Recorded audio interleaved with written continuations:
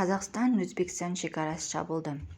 Қазақстан Республикасының ұлттық қауіпсіздік комитеті қазақ-өзбек шекарасындағы өткізу пункттерінің уақытша жабылғанын растады. Қазір Дәуіт Ата Тажен өткізу пунктінде адамдардың, көліктердің және жүктердің өтуі тоқтатылды.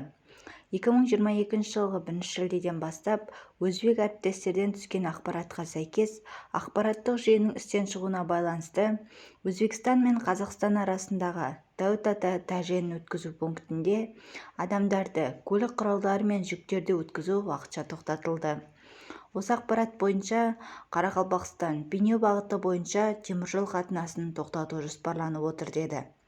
Сондай-ақ Қарақалпақстан Бейнеу теміржол қатынасы да тоқтатылады. Еске сала кетсек, Қарақалпақстан астанасы Нүкіс қаласында Конституцияға енгізілген өзгертулерге қарсы жаппай наразылық өткен болатын.